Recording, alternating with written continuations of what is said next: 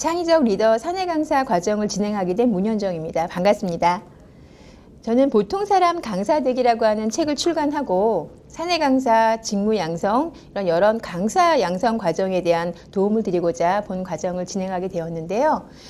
이 과정에서 세 가지의 목표를 잡았습니다. 세 가지. 첫 번째는요, 우리 교육생, 청중의 특성을 기반으로 해서 사내 강사는 맞춤 강의 설계가 가능합니다.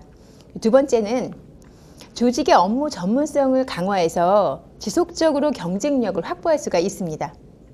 세 번째는요, 강의 실전 전략을 통해서 여러분들이 커뮤니케이션 스킬을 향상시킬 수가 있습니다. 이 목표 세 가지를 잘 여러분들이 따라오시다 보면 어느새 유능한 사내 강사가 되어 있을 거라고 생각을 합니다. 제가 이 과정에서 세 가지의 모듈을 제시를 하고 있는데요. 첫 번째는 사내 강사의 역할과 업무에 대한 겁니다. 이 과정에서는 올바른 사내 강사 상을 세우자라고 하는 과정을 가지고 진행을 하고 있고요. 사내 강사의 역할과 업무에 대한 것, 그리고 사내 강사와 전문 강사가 어떻게 다른가에 대한 것도 다뤄보고 있습니다.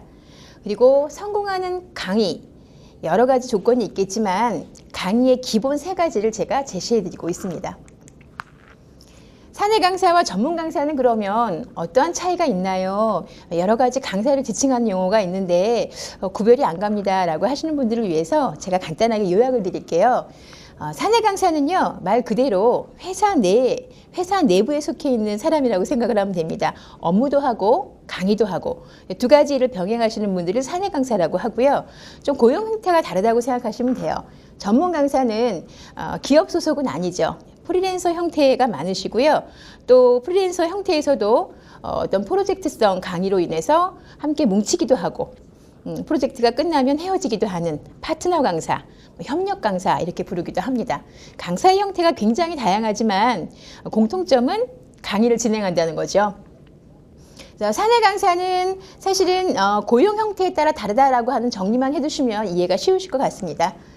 그러면 사내에서 업무 전문가를 발탁해서 직원이 되던 임직원이 되던 보통 평사원이 되던 이 직원들이 가진 어떤 그 특성을 가지고 강의를 진행하시는데요. 사내 전문가가 사내 강사로 양성되는 과정이라고 생각하시면 될 것 같아요. 그러면 이 사내 강사가 강의를 하게 될 때 어떠한 점이 좋을까요? 여러 가지 좋은 점이 있지만 저는 한 5가지 정도로 정리를 한번 해보았습니다. 첫 번째는 기업 문화에 필요한 맞춤 실무 교육이 가능하다는 겁니다. 가장 좋은 장점이죠. 외부 강사를 초빙하게 되면 그 만족도 조사에서 조금 우리가 추구하는 목표와 다르다라고 하는 피드백이 나올 경우가 있거든요. 좀 난감하죠.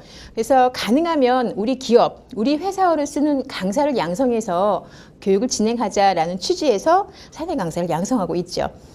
두 번째로는 지속적인 경쟁력을 확보할 수가 있고 우리가 가진 고유 기술 그리고 핵심 어떤 가치 이런 것들을 전파할 수가 있겠죠. 또 마지막으로는 교육비를 절감할 수가 있습니다. 외부 강사를 초빙하게 되면 비용이 발생을 하잖아요. 근데 그 비용을 내부 인력을 활용을 함으로 해서 교육 맞춤 설계도 가능하고 교육의 효과도 극대화시킬 수 있기 때문에 사내 강사 제도를 잘 활용하시게 되면 교육의 효과를 높일 수 있다는 점 말씀드리고 싶습니다. 사내 강사는 두 가지의 힘이 있어야 하는데요.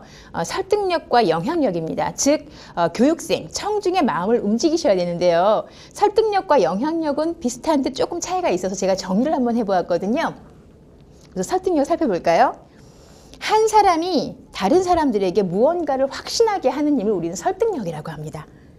밑에 추가 설명이 있는데요. 설득은 내가 다른 사람에게 하는 행동을 말합니다. 영향력은 어떨까요? 영향력은 다른 사람의 생각이나 믿음, 행동을 바꾸는 능력을 말합니다. 추가 설명을 드리면 남들이 생각하는 나의 힘, 다른 사람의 마음에 나를 심는 힘이라고 보시면 돼요. 더 쉬운 비유를 설명드릴까요? 설득력이라고 하는 것은 목표물을 찾아 나서는 사냥이라고 비유를 한다면 영향력이라고 하는 것은 목표물 스스로 나에게 오는 것, 낚시에 비유를 합니다. 굉장히 비유가 재미있죠. 사냥과 낚시라고 생각을 하시면 조금 이해가 쉬우실 것 같아요. 설득력은 스스로 끝없이 노출하고 광고하고 홍보해야 돼요. 그죠? 그런데 영향력은요, 수많은 사람의 마음에 윤리적인 영향, 선한 영향을 끼치죠. 낚시에 비유했습니다. 리더는 설득력, 영향력 두 가지를 상호 보완하면서 잘 끌고 가야만 좋은 강의로 연결될 수 있다고 생각을 합니다. 그럼 사내 강사의 역할과 업무를 정리해 보았는데요. 표를 보시면 사내 강사의 업무는 실무 경험을 토대로 해서 후배나 동료 직원들에게 조직 적응, 조직 문화, 직무 관련된 것을 교육하죠. 그래서 핵심 가치를 서로 공유할 수가 있습니다. 세 가지 모듈로 정리를 했는데요. 회사의 경영 방침과 비전을 전달할 수가 있고요. 분야별 업무 기준 제도를 바르게 전달할 수가 있습니다. 세 번째는 핵심 가치에 기여하고요. 공감대를 형성하는 데 기여하죠. 사내 강사 제도를 잘 활용하게 되면 이러한 좋은 비전을 공유할 수가 있기 때문에 사내 강사의 역할이 굉장히 중요하다고 생각합니다. 강사의 업무를 요약해 보았습니다. 4가지 정도로 요약을 해봤는데요. 첫 번째는 교육을 기획하고 설계하는 단계입니다. 이 업무가 중요하죠. 두 번째로는요, 교육 프로그램을 개발하는 거죠. 우리 조직에 맞는 프로그램, 우리 조직에 맞는 컨텐츠를 가지고 교육을 어떻게 할 것인가에 대한 개발 단계입니다. 세 번째는요, 직접 교육을 진행하는 단계입니다. 교수, 강의 진행하는 거죠. 네 번째는 진행한 강의에 대한 평가 관리입니다. 어떤 부분에 도움이 되었고 어떤 부분에 추가 교육을 실시하면 좋을지에 대한 거죠. 그래서 강사의 업무는 크게 이렇게 4가지로 제가 단계를 나누어 보았는데요. 하는 업무가 굉장히 많죠. 세부적으로 제가 한 5가지 챕터로 나눠보았습니다. 그러면 교육 기획 단계에서는 어떤 것이 들어가야 할까요? 교육 기획은 교육 초기 단계라고 보시면 됩니다. 교육 시장이라든가 사업성을 분석하고요. 사업 전략을 수립합니다. 그리고 우리 조직의 연간 계획, 그리고 보수 계획 이런 것들을 기획하는 거죠. 두 번째로는 프로그램을 개발하는 단계입니다. 교육 기획을 마치고 나면 교육 요구를 분석합니다. 어떤 것을 더 추가하면 좋을지, 현재 문제점은 무엇인지 이런 것들을 분석하는 거죠.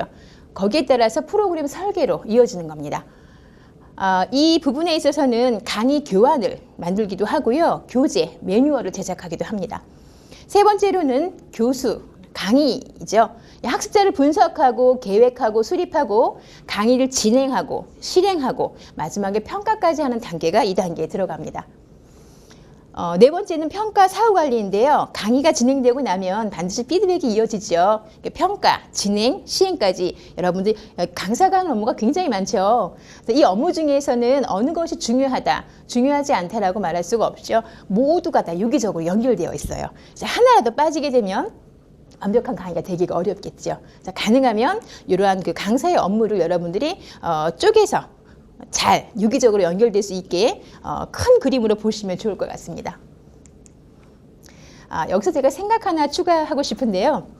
여러분들이 그 사내 강사 과정에 들어가시면서 첫 번째로 나에 대해 질문을 하는 거예요. 내가 사내 강사 업무를 수행함에 있어서 내가 가장 잘하는 것이 무엇인지, 강사로서 내가 가진 장점이 무엇인지. 두 번째는요, 내가 청중, 성인 학습자, 우리 조직원들에게 어떠한 메시지를 전달할 것인가 고민해 보셔야겠죠. 컨텐츠만 던져주는 것이 아니라 컨텐츠에 메시지가 담겨 있으면 더 좋겠죠. 세 번째는 성인 학습자 교육생에게 어떠한 이익을 줄 것인가입니다. 주로 그 학습하시는 분 대상들이 성인이시기도 하고 또 조직 내 인원이시잖아요. 그러다 보면 이분들이 긴박하거나 절실하거나 그러지가 않죠. 그래서 이분들이 어떠한 이익을 가지고 갈 수 있을지, 교육에 참여하게 되면 어떠한 이익을 줄 수 있을지, 그러한 것들 여러분 제시하면 굉장히 흥미 요소가 유발되니까 참여율이 높겠죠. 네 번째로는 이들에게 어떠한 영향력, 윤리적인 영향력, 선한 영향력을 말합니다. 어떻게 움직이게 할까요? 교육을 듣고 그것을 현업에 적용하기까지. 사실 교육의 목표는 기업의 성과를 이끄는 거잖아요. 그렇기 때문에 거기에 기여를 하셔야죠. 그래서 4가지를 여러분들이 생각을 하시면서 교육을 진행하신다면 아주 훌륭한 교육이 될 것 같습니다.